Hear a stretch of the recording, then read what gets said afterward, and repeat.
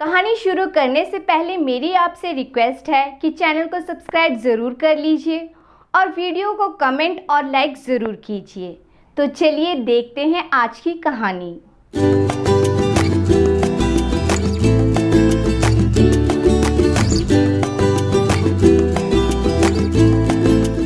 कहानी बहुत ही पुरानी है। बंगाल में एक सौदागर रहता था जिसका व्यापार दूर दूर तक फैला हुआ था।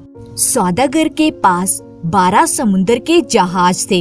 इन समुद्री जहाजों पर वे अपना माल लाद कर दूसरे देशों में बेचने के लिए भेजा करता था, जिसकी उसे अच्छी कीमत मिल जाया करती थी। सौदागर की जिंदगी बहुत ही अच्छी चल रही थी, लेकिन किस्मत को शायद यह मंजूर नहीं था और सौदागर के बुरे दिन शुरू हो गए। सौदागर की पत्नी अचानक बीमार हो गई और बीमारी से उसकी मौत हो गई। सौदागर के सारे समुद्री जहाज एक एक करके डूब गए। उन जहाजों पर जो माल लदा हुआ था वह भी डूब गया और सौदागर बेचारा पैसे पैसे का मोहताज हो गया। सौदागर के दोस्तों ने जब उसका यह बुरा हाल देखा तो सौदागर का साथ छोड़ दिया। कहते हैं ना, मुसीबत में तो परछाई भी साथ छोड़ देती है। यही हाल उस बेचारे सौदागर का हुआ। बेचारा सौदागर अब क्या करता। नगर को छोड़कर वह एक छोटे से गांव में बस गया। सौदागर की 3 बेटियां थी। उसने एक दिन अपनी तीनों बेटियों को अपने पास बिठाया और कहने लगा, प्यारी बेटियों, हम पर मुसीबत का पहाड़ टूट पड़ा है। तुम देख ही रही हो कि नौकर चाकर तो अब है नहीं जो कामकाज करते। हमारी ये हालत देखकर वह भी साथ छोड़ गए हैं। अब तो खाना बनाना, साफ सफाई, यह सब काम तुम तीनों बहनों को मिलकर करने पड़ेंगे। दोनों बड़ी लड़कियों ने तो पिता की बात सुनकर त्योरियां चढ़ा ली और तुनकर बोली, बाबा, हमसे ये घर का काम काज होगा नहीं। लेकिन सौदागर की सबसे छोटी लड़की, जिसका नाम गुलाबी था, उसने अपने पिता को तसल्ली दी और कहने लगी, बाबा, आप अपना दिल छोटा ना करें, कोई फिक्र ना करें, मैं घर का सारा काम अपने आप संभाल लूंगी। अब हुआ यह कि सौदागर की दोनों बड़ी लड़कियां तो हाथ पर हाथ धरे बैठी रहती और सबसे छोटी लड़की गुलाबी घर का सारा काम किया करती। बेचारी कपड़े धोती, बर्तन मांजती और सबके लिए खाना बनाती और रात को थक कर चूर होकर सो जाती। इसी तरह से कई महीने बीत गए और फिर ईश्वर की मर्जी ऐसी हुई कि एक दिन सौदागर को खबर मिली कि उसके 3 जहाज डूबे नहीं थे, बल्कि समुद्र में जबरदस्त तूफान आने की वजह से वे सही समय पर नहीं पहुंच सके थे और भटक गए थे। लेकिन अब वह बंदरगाह पर लंगर डाले खड़े थे और उन जहाजों पर लाखों रुपए का सामान लदा हुआ था। सामान बहुत ही कीमती था। सौदागर ने जब ये खबर सुनी तो वह खुशी से फूला ना समाया। उसने ये खबर अपनी तीनों बेटियों को बताई और कहने लगा, प्यारी बेटियों, ईश्वर ने हमारी मुसीबत के दिन खत्म कर दिए हैं। मैं अब शहर जा रहा हूँ। बताओ वहाँ से तुम्हारे लिए क्या उपहार लेकर आऊं? बड़ी लड़की ने कहा, पिताजी, मेरे लिए सोने का एक खूबसूरत हार लेकर आइएगा जिसमें मोती जड़े हों। मंजली बेटी बोली, पिताजी, मुझे तो नीले रंग की रेशमी साड़ी ला दीजिएगा जिस पर सफेद सितारों का काम हुआ हो। सौदागर की सबसे छोटी लड़की गुलाबी ने कहा, पिताजी, मुझे तो इस बात की खुशी है कि ईश्वर ने हमारे 3 जहाज डूबने से बचा लिए और वे सामान समेत हमें वापस मिल गए। बस आप सकुशल वापस घर आ जाएं और मुझे कुछ नहीं चाहिए। लेकिन सौदागर ने बेटी को प्यार करते हुए कहा, नहीं बेटी, तुम कुछ तो मंगवाओ।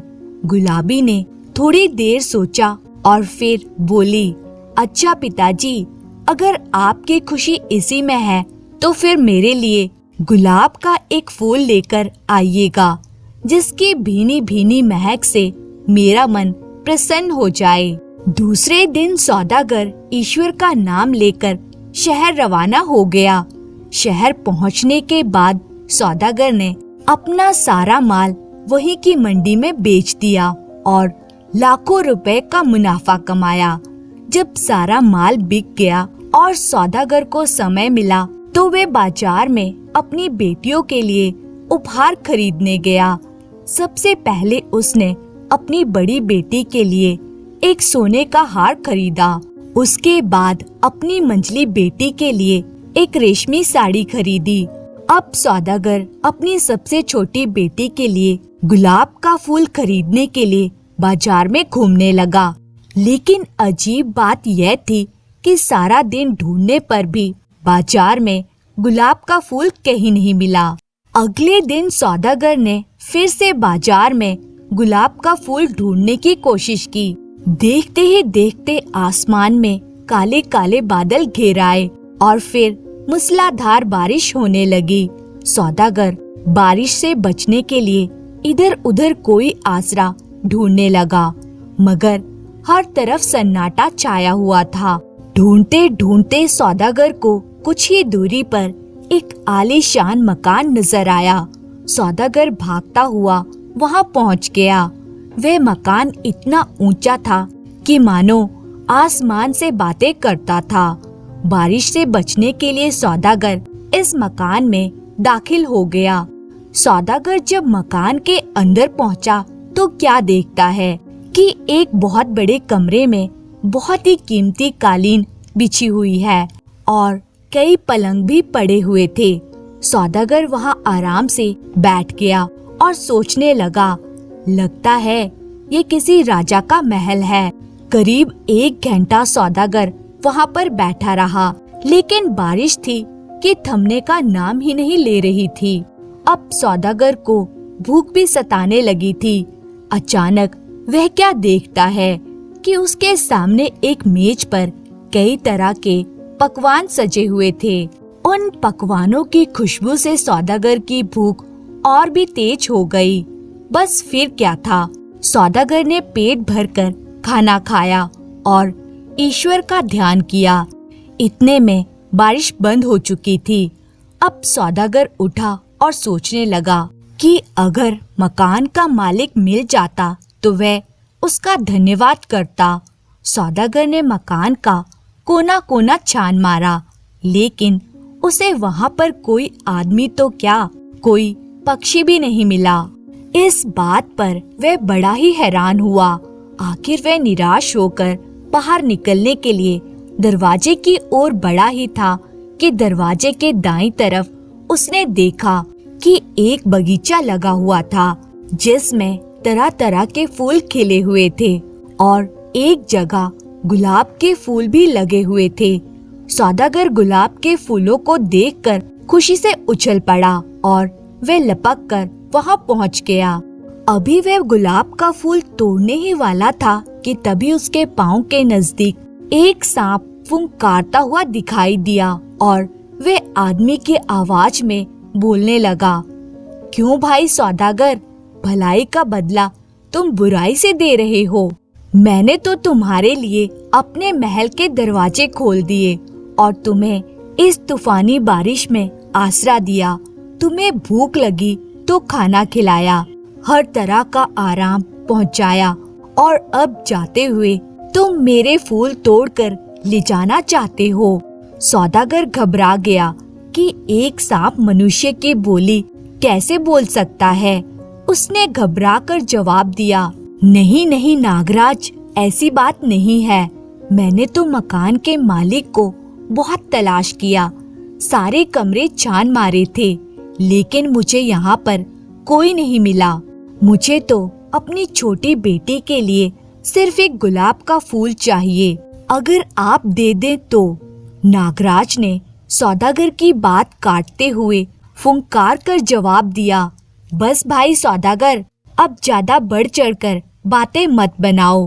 मैं जानता हूँ कि तुम्हारी 3 बेटियां हैं और सबसे छोटी लड़की ने तुम्हें गुलाब का फूल लाने के लिए कहा है। तुम अपनी सबसे छोटी बेटी को मेरे पास लेकर आओ। वे अब मेरे साथ इस महल में रहेगी। मैं यहाँ पर अकेला रहता हूँ और उसके आने से मेरा अकेलापन दूर हो जाएगा। तुम यह ना समझना कि यहाँ से जाने के बाद मुझसे बच जाओगे। मैं तुमको 10 दिन की मोहलत देता हूँ। अच्छी तरह से सोच समझ लो। 10वें दिन अगर लड़की यहाँ पर ना पहुँची तो मैं खुद तुम्हारे घर पहुँच जाऊंगा और तुम्हें और तुम्हारी बेटियों को डसकर खत्म कर दूंगा। इसलिए भागने की कोशिश तो बिल्कुल भी मत करना, क्योंकि तुम भागकर जहाँ भी जाओगे मैं तुम्हारे पीछे पीछे वहाँ पहुँच जाऊंगा।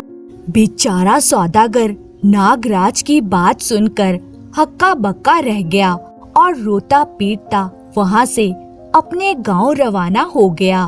वह शाम तक अपने घर पहुँच गया।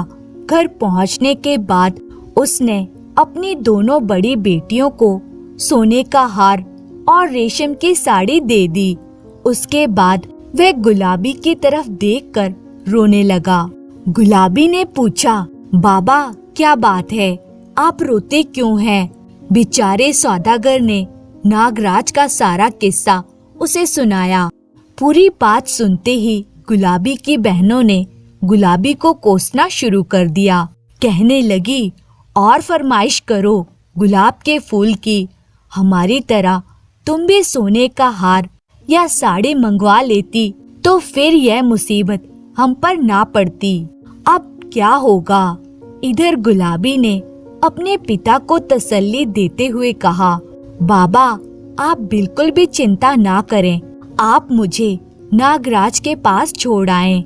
ऐसा ना हो कि मोहलत पूरी होने के बाद नागराज यहाँ पर आ जाए, आपको और मेरी बहनों को डस ले। मैं अपनी बहनों और अपने पिता की जान गंवाना नहीं चाहती। सौदागर ने कहा, बेटी मैं कैसे तुझे वहाँ पर छोड़ आऊं? अगर तुझे कुछ हो गया तो मैं क्या करूँगा? तुझे एक सांप के हवाले कैसे कर सकता हूँ? गुलाबी ने अपने पिता को तसल्ली दी और कहा, बाबा जाको राखे साइयां मार सके ना कोई। मैंने नागराज का क्या बिगाड़ा है जो वह मुझे नुकसान पहुंचाएगा। इसके बाद 8वें दिन सौदागर ने अपनी बेटी को अपने साथ लिया और शहर की तरफ चल पड़ा। शाम तक वह नागराज के महल में जा पहुँचे। नागराज ने जब सौदागर को देखा तो कहने लगा, भाई सौदागर तुमने अच्छा किया जो अपनी बेटी को मेरे पास ले आए। अब तुम वापस चले जाओ और कोई चिंता मत करना। गुलाबी को यहाँ पर कोई तकलीफ नहीं होगी। मैं इसे बहुत ही अच्छे से रखूंगा। सौदागर ने अपनी बेटी गुलाबी को अपने गले से लगाया और रोता रोता अपने गांव की तरफ लौट गया। लेकिन उसे अपनी बेटी का इतना दुख लगा कि घर पहुंचते ही वह बीमार पड़ गया। वह हर वक्त अपनी बेटी को याद करता और आंसू बहाता रहता। दिल ही दिल में वह दुखी होता रहता। दूसरी तरफ गुलाबी सांप के महल में अच्छे से अच्छा खाती, अच्छे से अच्छा पहनती और अच्छी अच्छी कहानियाँ सुनाकर नागराज का दिल बहलाती। जब शाम हो जाती तो नागराज धीरे धीरे गुलाबी के पास आता और कहता, गुलाबी तुम मुझसे शादी कर लो। लेकिन गुलाबी घबराते हुए कहती, नागराज मैं डरती हूँ, मुझे तुमसे भय लगता है। यह सुनकर नागराज उदास हो जाता और चुपचाप वहाँ से चला जाता। इसी तरह से कई दिन बीत गए। बेचारी गुलाबी को अब अपने पिता की बहुत ही याद आने लगी। अपने पिता की याद में वे उदास रहने लगी। जब नागराज ने गुलाबी की यह हालत देखी तो उसने गुलाबी से पूछा, गुलाबी आखिर बात क्या है? तुम इतनी उदास क्यों हो? मुझे तुम्हारी उदासी अच्छी नहीं लगती। तब गुलाबी ने कहा, नागराज, वैसे तो मुझे यहाँ पर किसी बात की कोई कमी नहीं है, लेकिन मुझे अपने बूढ़े पिता की बहुत ही याद आ रही है। ना जाने वे किस हाल में होंगे। कितना अच्छा होगा अगर मैं एक बार उनसे मिल सकूं। नागराज ने कहा, इसमें कौन सी बड़ी बात है? तुम चाहती हो तो मैं तुम्हें तुम्हारे पिता से मिलने की इजाजत दे सकता हूँ। तुम कल ही अपने पिता के घर चली जाओ और जल्दी वापस आ जाना। लेकिन याद रखना, अगर तुमने कोई चालाकी की तो मुझसे बुरा कोई ना होगा। गुलाबी ने कहा, ठीक है नागराज। और फिर गुलाबी अगले दिन अपने पिता के घर चली गई। जब वे अपने पिता के घर पहुंची तो यह देखकर कि उसके पिता बहुत ही बीमार हैं, गुलाबी को बहुत ही दुख हुआ। बेटी को घर में देखकर सौदागर बहुत ही प्रसन्न हुआ और उसने बेटी को गले से लगा लिया। कहने लगा, अब तो मैं बिल्कुल ठीक हो जाऊंगा, क्योंकि मेरी बेटी गुलाबी आ गई है। और फिर हुआ भी ऐसा ही। गुलाबी ने अपने पिता की इतनी सेवा की कि कुछ ही दिनों में वह बिल्कुल स्वस्थ हो गया और बिस्तर से उठकर अपने काम काज करने लगा। एक दिन सौदागर ने अपनी बेटी से पूछा, बेटी, नागराज के महल में तुम्हारे साथ क्या बीत रहा है? बेटी ने सारी बात अपने पिता को बता दी और आखिर में कहने लगी, बाबा, बाकी सारी बातें तो छोड़िए, सबसे अजीब बात तो यह है कि हर रोज जब शाम ढलती है तो नागराज मेरे पास आकर मुझसे कहता है कि गुलाबी, मुझसे शादी कर लो। सौदागर ने पूछा, बेटी, तुम नागराज को क्या जवाब देती हो? गुलाबी ने कहा, मैं कहती हूँ, नागराज, मैं तुमसे डरती हूँ, मुझे तुमसे भय लगता है। और मेरा ये जवाब सुनकर नागराज चुपचाप वहाँ से चला जाता है। ये सुनकर सौदागर किसी गहरी सोच में पड़ गया और बड़ी देर तक वह सिर झुकाए बैठा रहा। कहने लगा, बेटी, अगर इस बार नागराज ने तुमसे यही बात कही तो तुम उसको यह जवाब देना, अच्छा नागराज, मैं तुमसे शादी करने के लिए तैयार हूँ। गुलाबी ने हैरान होकर कहा, बाबा, नागराज से शादी? ये आप क्या कह रहे हैं? वह भला एक सांप है और मैं एक इंसान हूँ। मैं भला एक सांप से शादी कैसे कर सकती हूँ? सौदागर ने अपनी बेटी को मुस्कुराकर जवाब दिया, हाँ बेटी, मुझे इस बात में कोई रहस्य लगता है। तुम मेरा कहा मान कर तो देखो, हो सकता है ईश्वर की यही इच्छा हो। गुलाबी ने कहा, अच्छा बाबा, अब की बार मैं आपके कहने पर यही जवाब दूंगी। अब सौदागर बिल्कुल स्वस्थ हो चुका था, इसलिए गुलाबी ने वापस सांप के महल में जाने की तैयारी शुरू कर दी और फिर अपनी बहनों और बाबा से मिलकर वे वापस सांप के महल लौट गई। महल में पहुंची तो नागराज ने उसे देखकर कहा, तुम आ गई गुलाबी? और गुलाबी ने जवाब दिया, मेरे पिताजी स्वस्थ हो गए तो मैं वापस आ गई। मैंने तुम्हें वचन जो दिया था। और फिर जब शाम ढलने लगी तो नागराज गुलाबी के पास आया और धीरे से कहने लगा, गुलाबी, तुम मुझसे शादी कर लो। पहले तो गुलाबी कुछ हिचकिचाई, लेकिन फिर उसे अपने पिता की कही हुई बात याद आ गई। वे हिम्मत करके बोली, अच्छा नागराज, मैं तुमसे शादी करने के लिए तैयार हूँ। अब तो तुम खुश हो ना? इधर गुलाबी के मुंह से यह शब्द निकले और उधर नागराज ने अपने शरीर से सांप की खाल उतार दी और लोटपोट होकर देखते ही देखते वे एक खूबसूरत राजकुमार बन गया। उसने कीमती कपड़े पहने थे, सुंदर चेहरा, तगड़ा शरीर और लंबा कद। गुलाबी ने हैरान होकर कहा, नागराज कहाँ पर गए? राजकुमार ने मुस्कुराकर जवाब दिया, बात यह है गुलाबी, वह सांप मैं ही हूँ। यह करीब 10 साल पहले की बात है। मैं एक राजकुमारी के स्वयंवर में गया था और स्वयंवर की शर्त यह थी कि राजकुमारी उस लड़के को अपना दूल्हा बनाएगी जो जंगल में जाकर सबसे अनोखे तरीके से शिकार करेगा। और इस शर्त को पूरा करने के लिए मैं जंगल में गया। मैंने देखा कि एक बाज अपने पंजों में एक सांप को दबाते हुए आसमान में उड़े जा रहा था। मैंने अपना तीर कमान संभाला और निशाना सीधा बाज पर लगाया, जिसका नतीजा यह निकला कि वह सांप बाज के पंजों से छूट गया और जमीन पर गिरने लगा। लेकिन मेरा दुर्भाग्य था कि वह सांप वहीं जंगल में बैठे एक ऋषि के ऊपर जा गिरा, जो उस समय ध्यान में लीन थे। जब सांप उस ऋषि के ऊपर गिरा तो ऋषि का ध्यान भंग हो गया। जब मैं उस सांप को लेने के लिए ऋषि के पास गया, तब ऋषि महाराज को मेरी इस हरकत पर बड़ा ही क्रोध आया और उन्होंने मुझे श्राप दे दिया। कहा, दुष्ट राजकुमार, तूने ध्यान में लीन एक ऋषि पर यह सांप गिराया है।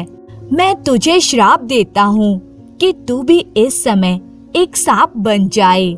ऋषि का श्राप सुनकर मैं भय से कांपने लगा और ऋषि के पैरों में गिरकर उनसे माफी मांगने लगा।